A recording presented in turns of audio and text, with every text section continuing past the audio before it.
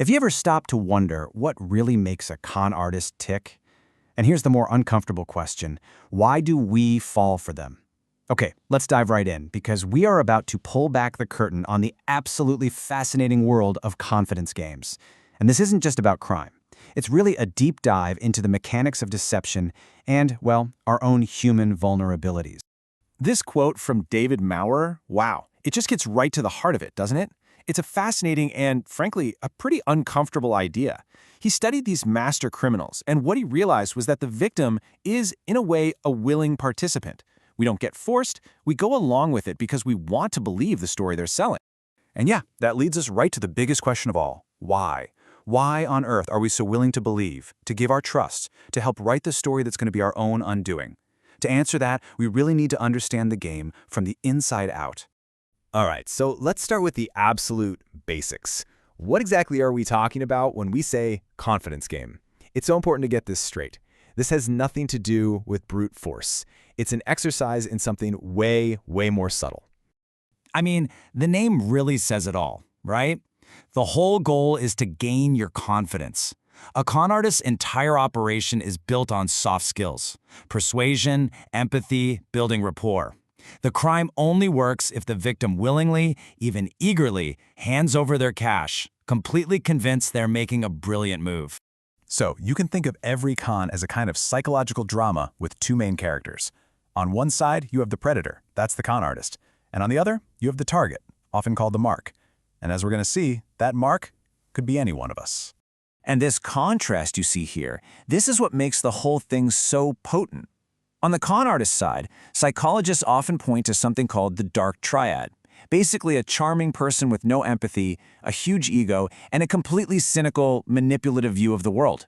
But here's the kicker. What makes them so good isn't just their psychology, it's ours. They prey on these super basic human traits: our natural optimism, our deep need to connect with other people, and the simple fact that our brains just love a good story. Okay, now for the main event. You have to understand, a successful con is never random. It's not luck. It is a carefully scripted play with very distinct acts. So what we're about to do is take a look inside that secret playbook, the step-by-step process for building a masterpiece of deception. It all starts with step one, the put-up. This is the research phase. The con artist finds a target and then meticulously profiles them, figuring out their deepest hopes, their dreams, their fears. Then comes step two, the play. This is where they start to build that connection, that trust. They'll mirror your interests, find common ground, all to get you to like them and let your guard down. A really perfect and honestly a devastating example of this is the modern romance scam. The scammer will spend weeks, sometimes months, in the play stage. They're not asking for money yet. They're just focused on building this incredibly deep emotional bond, making the person feel completely seen and understood. And then only after all that trust is established, some emergency conveniently pops up that requires cash. Okay, so the hook is in. Now the deception gets deeper.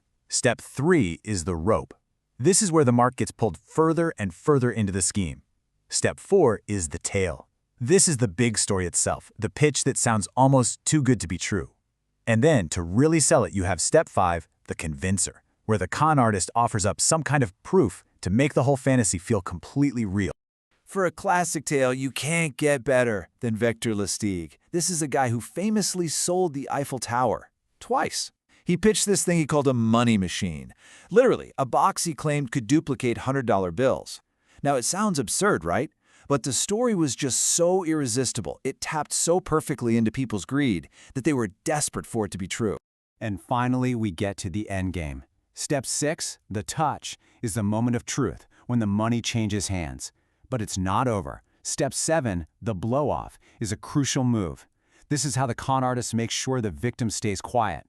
A lot of times, they do it by making the mark feel like they were a part of something a little shady. That way, to report the crime, you'd have to admit your own greed, and that shame becomes the ultimate leverage. So to make that whole playbook actually work, con artists pull on these very specific psychological levers, and they do it with incredible precision. The scary part is that these aren't just clever tricks, they're fundamental parts of how our brains work, which is why they are so darn effective. First on the list is authority. Our brains are just hardwired to trust people who look like they're in charge. The classic example, Frank Abagnale, the guy from Catch Me If You Can. Just by putting on a pilot's uniform and learning some of the jargon, he got instant, unquestioning trust. He could cash fake checks, fly around the world for free, all because people don't question the uniform. They trust the authority it projects. Next up, urgency and scarcity. This is all about creating that fear of missing out. Good old FOMO. It's a way to force us to act impulsively, without thinking things through. Whenever you hear things like, "this deal ends Friday," or "limited edition," that's this lever being pulled. It's designed to shut down your rational brain by creating a panic that you're about to lose out on something special. Then there's social proof. Let's face it, we are social creatures. We look to see what other people are doing to figure out how we should act. Ponzi schemes are the perfect, brutal example of this. They don't work because of some brilliant financial strategy. They work because you see your friends, your family, your neighbors all getting rich from it. And you think, well, if everyone is doing it, it must be legit, right? And finally, we have liking and rapport. This one's so simple, it's brilliant. We trust people we like. Period. Especially people who seem like us or who seem genuinely interested in us. This is the absolute engine of a romance scam. The scammer builds that deep, emotional bond, and your natural defenses they melt away. It makes it almost impossible to question their motives later. So, what does all of this mean for us today, right now? Well, these timeless principles have found brand new life in the modern world, which makes it more important than ever to understand exactly how we can defend ourselves.